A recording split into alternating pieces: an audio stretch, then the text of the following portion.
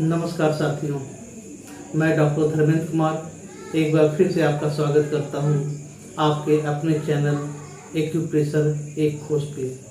साथियों, आज हम चर्चा करेंगे एक बहुत ही कॉमन समस्या जो कि लगभग हर घर में पाया जाता है, वह है घुटने का दर्द। जी हाँ साथियों, जिसे साधारण बोलचाल की भाषा में गठिया और ऑस्टियोआर्थराइटिस भी कहा जाता है। साथियों, ये तो एक उम्र जनित रोग है, लेकिन इसके कई कारण हैं। केवल ऐसा नहीं कि ये बुढ़ापे में ही होता है, आजकल तो ये छोटे बच्चों में भी ये समस्या देखने को मिल रही है।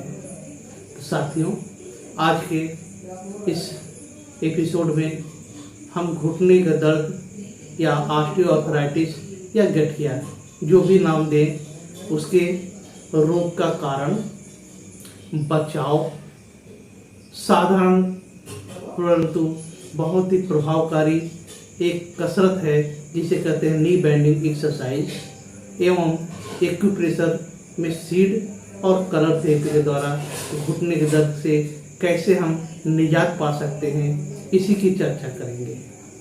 तो साथियों, आइए सबसे पहले शुरू करते हैं इस रोग के कारण के बारे में। जैसा कि हम जानते हैं, शरीर में लगभग 40 की उम्र के बाद कैल्शियम की कमी होने लगती है। जब कैल्शियम का शरीर में कमी होने लगता है और पर्याप्त मात्रा में हम लोग कैल्शियम का नहीं ले पाते हैं किसी कारणवश, तो शरीर में कैल्शियम की कमी होने लगती है। जब कैल्शियम कम होगा शरीर में, तो स्वाभाविक रूप से जोड़ों पे उसका सबसे ज़्यादा प्रभाव देखने को मिलता है। दूसरा कारण, कार्टिलेज का डैमेज होना। साथियों, कार्टिलेज दो जोड़ के बीच में शॉक एब्जॉर्बर का काम करता है। जब चोट या किसी अन्य कारण से कार्टिलेज डैमेज होता है और जोड़ पे जो कार्टिलेज की वजह से जो कुशन होता है वो घिस जाता है। चोट या फिर कैल्शियम की कमी से जब जोड़ का सतह खुरदरा हो जाता है, तो हमारा कार्टिलेज डैमेज हो जाता है और हड्डियां आपस में रगड़ करने लगती हैं और इसके परिणाम स्वरूप दर्द का अनुभूत होता है। ये दूसरा कारण हो गया। एक कारण प्रमुख रूप से स्पोर्ट्स इंजरी या किसी और तरह की घुटने की इंजरी। इसमें क्षतिग्रस्त घुटने में कैल्शियम का जमाव हो जाता है, जिसे ऑस्टियोफाइट्स भी कहा जाता है। उसके कारण भी जो कार्टिलेज है वो डैमेज होता है। तो कुल मिला जुला कर साथियों, कार्टिलेज ही घुटने के दर्द का सबसे बड़ा कारण माना जाता है। कार्टिलेज को रिबिल्ड करने के लिए कुछ दवाएं हैं, लेकिन अगर हम प्राकृतिक रूप से चाहते हैं कि कार्टिलेज रिबिल्ड हो, फिर से बने, तो उसके लिए साथियों अखरोट सबसे उत्तम माना जाता है। जॉइंट मोबिलिटी के लिए अखरोट से बढ़िया कुछ भी नहीं है। यानी यदि हम प्रतिदिन कम से कम 4 अखरोट और 4 बादाम का सेवन करें, 15 से 20 कड़ी पत्ता का सेवन करें, थोड़ा जीरा, पोस्ता दाना, दूध, पनीर इत्यादि का अगर हम सेवन करें, तो हम अपने कार्टिलेज एवं शरीर को फिर से मजबूत बना सकते हैं, कैल्शियम की कमी को दूर कर सकते हैं।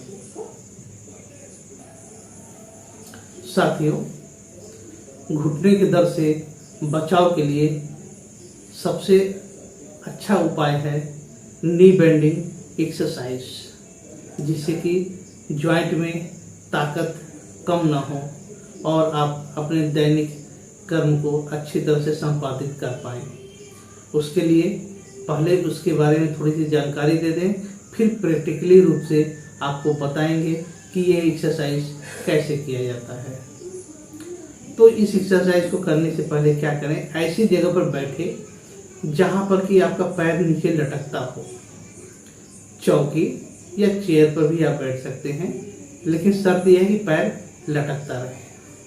अब आपको इसके लिए करना क्या है, लगभग 2 किलो का बालू को किसी कपड़े में ढीला बांधेंगे। बांधने के बाद एक घुटने को गर्म पानी और सेंधा नमक से सबसे पहले धुलाई करेंगे। उसके बाद वो जो पोटली है उसको पंजे पर रखेंगे और धीरे धीरे पंजे के ऊपर उठाएंगे। पंजे को थोड़ा सा रोकेंगे, फिर वापस धीरे धीरे नीचे लाएंगे। बारी बारी से दोनों पैरों का करना है।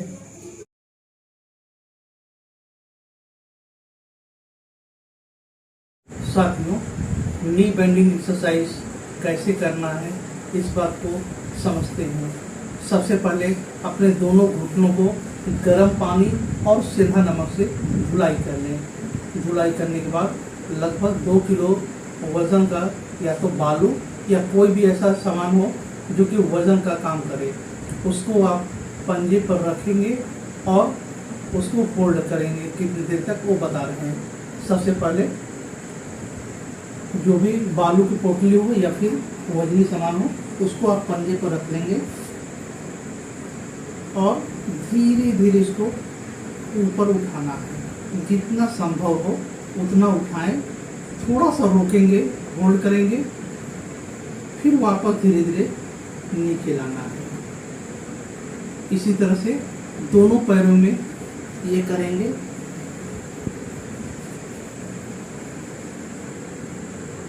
धीरे धीरे वजन को ऊपर उठाएंगे, थोड़ा सा रोकेंगे, फिर वापस धीरे धीरे नीचे लाएंगे। इस तरह से साथियों कम से कम 20 बार ऊपर उठाना है, थोड़ा सा रोकना है, फिर नीचे धीरे धीरे लाएंगे। तो इस तरह से नी बेंडिंग एक्सरसाइज पूरा हुआ। आशा है आप बहुत जल्द स्वस्थ हो जाएंगे, यही हमारी कामना है। धन्यवाद।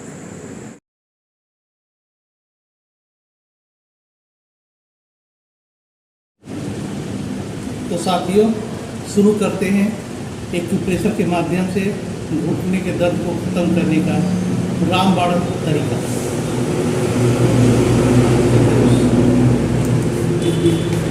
पहले अपने हाथों को सैनिटाइज करते हैं। इसके लिए आपको 8 मेथी की पट्टी बनानी है। मेथी की पट्टी बनाने का तरीका आपको बता रहे हैं, उसी तरीके से बनाना है। रात में जब पानी का सारा काम खत्म हो जाए, थोड़ा सा मेथी आप टेबल पर इस तरह से फैला लें और पेपर टेप का एक टुकड़ा फाड़ेंगे।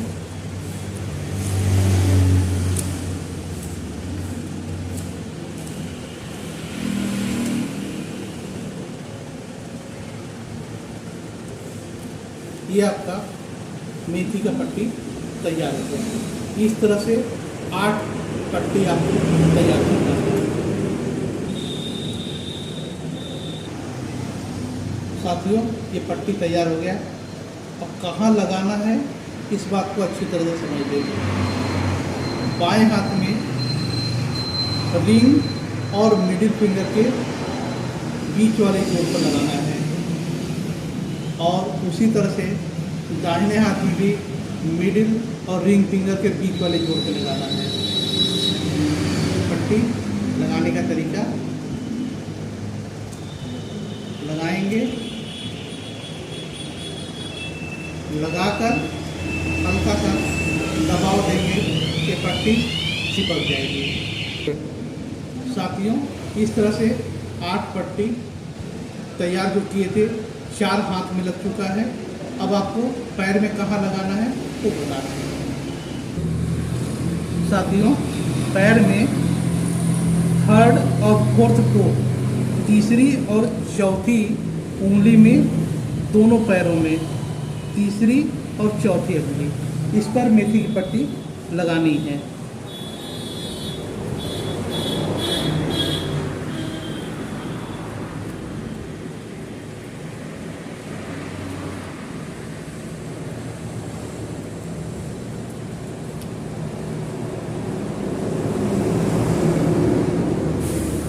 के थोड़ा सा दबाव दे देना है।